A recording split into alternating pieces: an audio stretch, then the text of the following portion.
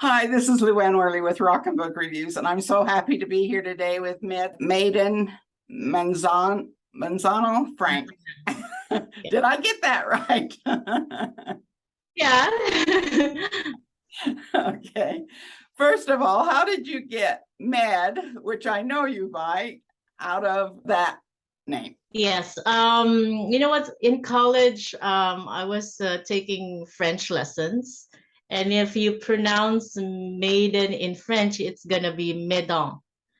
Oh, So the med there becomes like the more pronounced part of the name. So I use that everywhere, and I was known for that name, Med. it's a very So easy name to remember. yes. In other cultures, med is usually given to males. So one time I was working with Asia Pacific communities, they think I'm a male. So they Oh, use dear sir. They use dear sir med.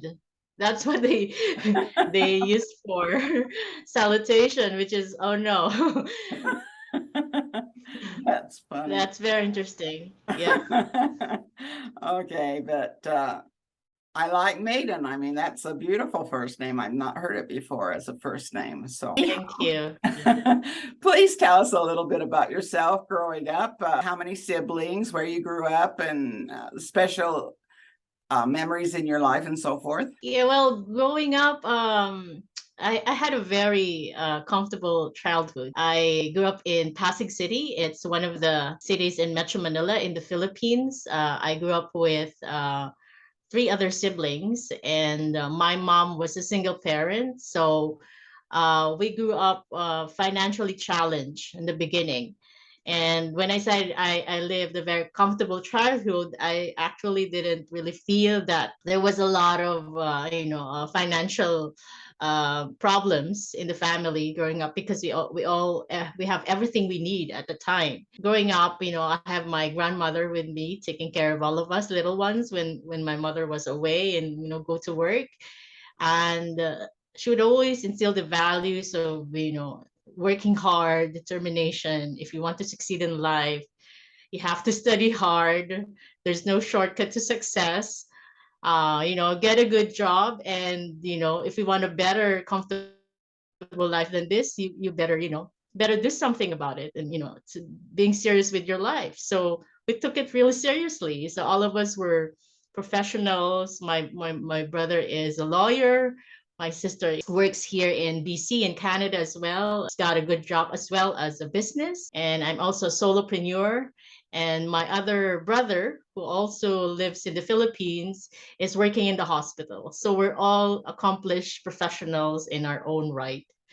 And because of the people who supported us growing up. So, what type of activities did you do as a child? Well, I was a typical, kid. I'm the middle in the family, so I'm very diplomatic. I can, work my way with my older siblings, and I can also work my way with my little ones.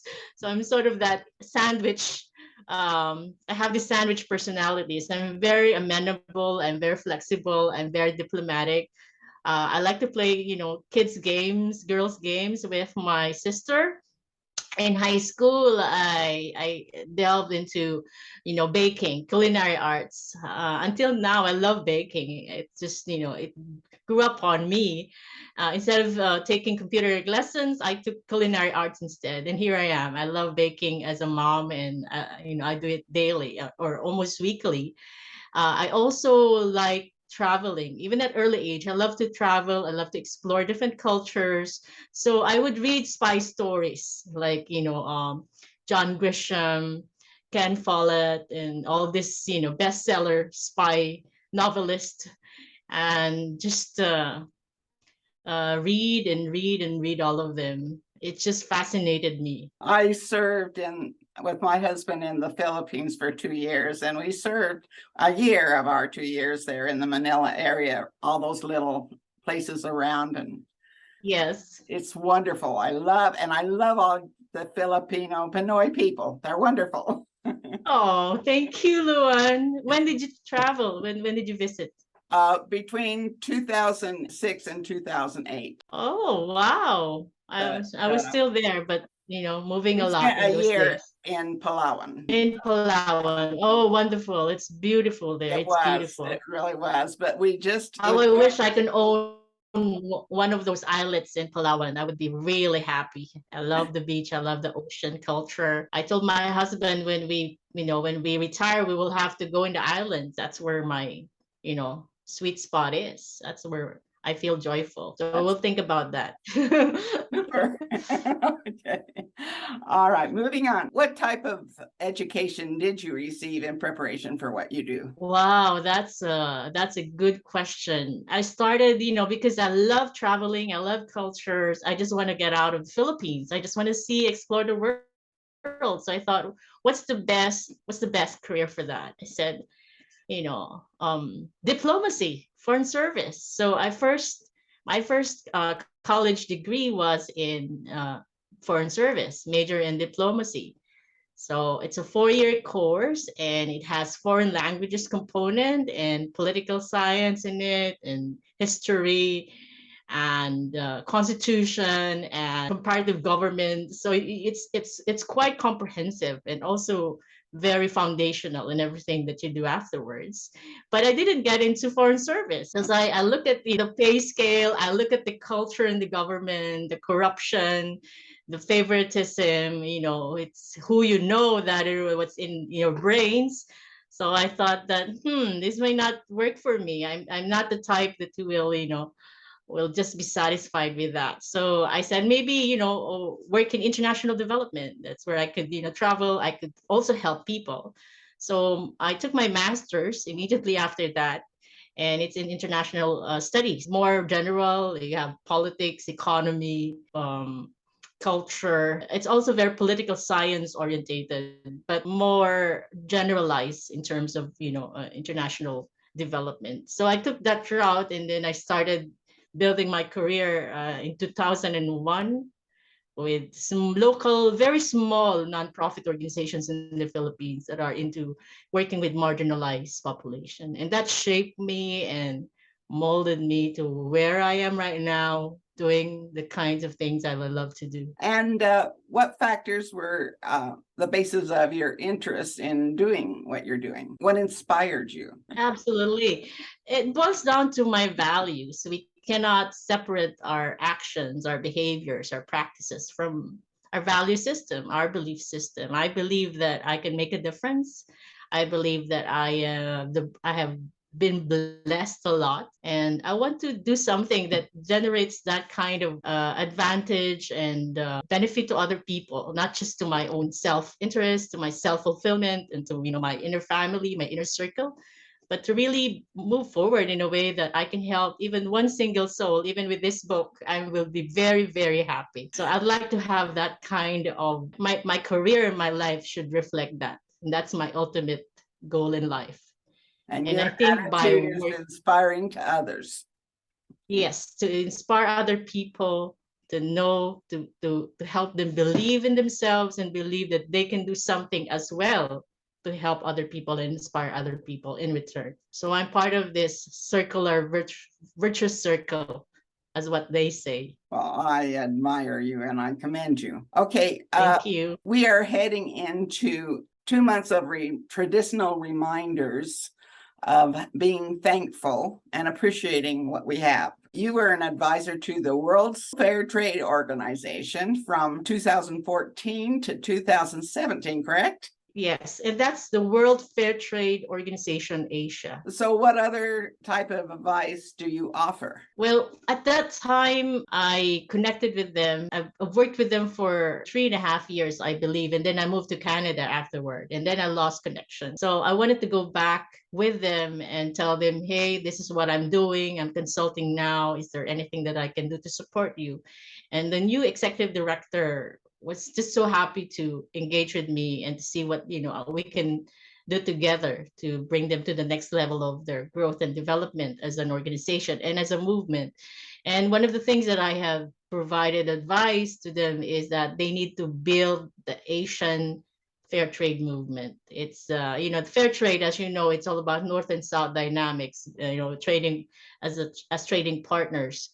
And how about the global South? So with the current rise of ethical consumerism all over the world, particularly in the middle classes in Asia, you have Hong Kong, Singapore, Taiwan, Korea, Japan, Malaysia, Thailand, Indonesia. You have middle classes that have growing ethical consumerist behaviors. And this is something that we need to tap within the fair trade sector, particularly in Asia.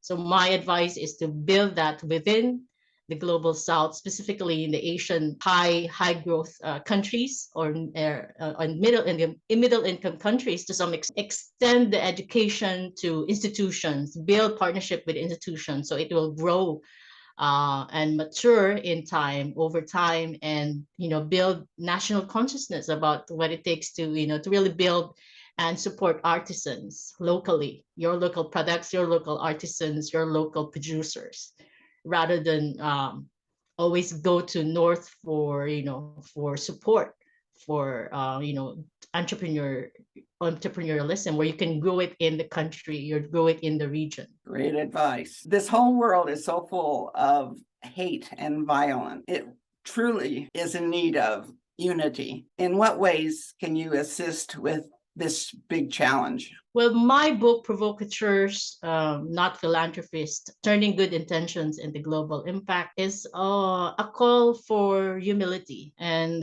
one of the things that I have provided in the book is to instruct provocateurs. These are everyday leaders doing great work overseas, especially in the developing countries, that they come with humility. They come with, because they have to admit that they almost don't know anything about many things.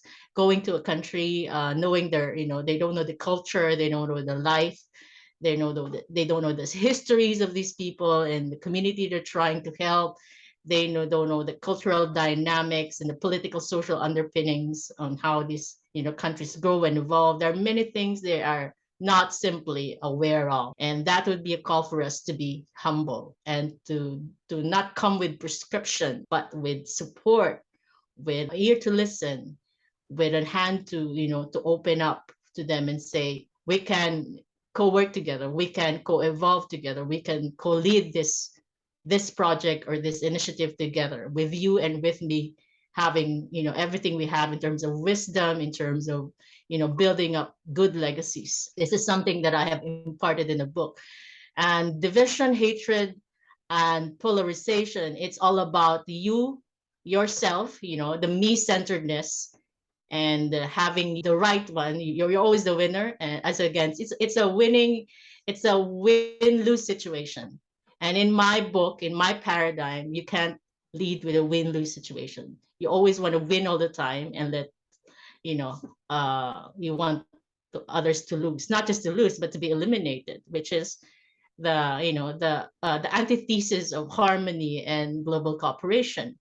We live in very hyper-connected environment. What happens to you in Somalia affects every one of us. What happens here in the US and in Canada affects everybody in the globe, especially had happened in the COVID-19 pandemic. And we believe right now that it is high time to get out of our high horse and say and admit we need each other, and we need to be humble to say that we need help and we can help too, regardless of whatever that, whatever barriers we see in terms of cooperating and helping and reaching out to other people. I see your book cover behind you, and I love that cover. It's just such a sign of solidarity. And your book, Provocateurs, Not Philanthropists, give us a little more insight into it and what you hope others will take away from it. Absolutely. I'm going to condense it really good for you. This book has been reverberating in my mind for a number of years. I wanted to really support those who are doing it on their own, meaning they don't have a big institution behind them, or maybe if they just started a nonprofit to really help somebody in need in the developing country, and they don't have a roadmap, they don't have a guideline, they don't even have a lot of mentors in the field to say, this is what you should do, you should avoid this. So this book is for them. And I call them provocateurs because they are not settling for the status quo.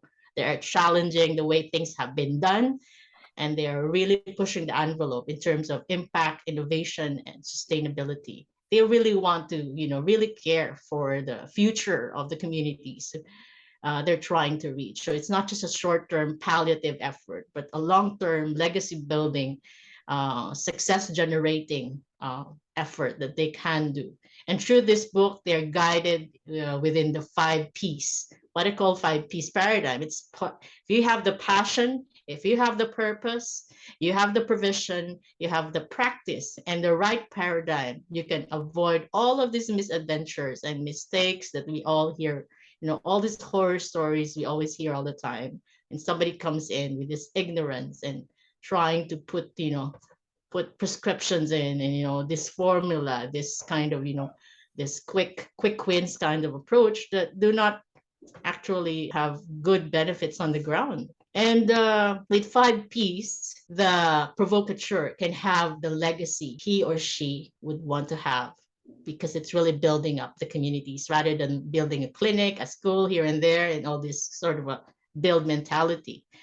Second is that there are innovations going on, even in under-resourced environments. You as a provocateur can mine it, can cultivate it, can nurture it with the community. So they know exactly that the solution doesn't come from, from Lisbon or Washington, D.C. or Tokyo. It comes within them. It comes from their own ingenuity, their own creativity, their own understanding of their problems and their own assets and strengths. So it's within them that the provocateur can help facilitate that sort of transformation.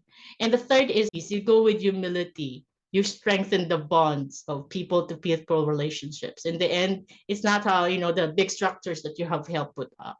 It's the people's lives are transformed, and not just in one generation, but in many generations after. That is, for me, the provocation that we need in this world. A lot of people look at humility as a weakness, but it's truly a strength, isn't it? It is a very, strong point, actually. And this book is not just geared toward like businessmen or senators or whatever. It's for the everyday person, correct?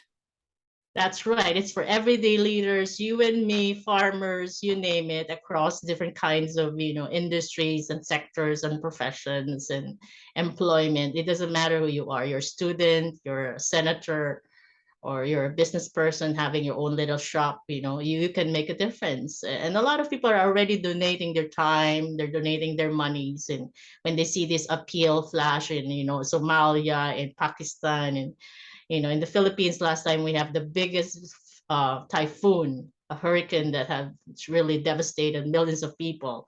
The global appeals have just increased and, have actually tripled up in billions in terms of pledges for support. So we know that this is really a worldwide and individual initiative. It's not coming really from, top down, but it's really grassroots. And people have come to the Philippines to do their own thing. They're not being asked by the governments. It's really their own will and commitment to do that, to help people on the ground. And we will see more of that as we get more connected with technology and our understanding of one another deepens. Well, we see that governments fail, institutions fail, individuals can take bolder steps because we are not afraid of we don't have the institutional failure, fear of failure that grappling a lot of institutions nowadays. I really, truly believe most of the problems is that the average person doesn't understand different cultures, different races, and that's why we have so many problems. And I think this is wonderful. I am all for unity in the world, and I can see how your book would inspire that. And I thank you for it. Thank you so much, Joanne, for this time. Okay, is there anything you'd like to say before you close? I would say that if they've read the book, it's good, but I would challenge them to read the book and practice what they think would make them more successful, more effective, more people orientated, and more legacy building in terms of what they're currently doing right now. So you can make small steps, and those small steps can compound to bigger results for you and for the people that you care. Super.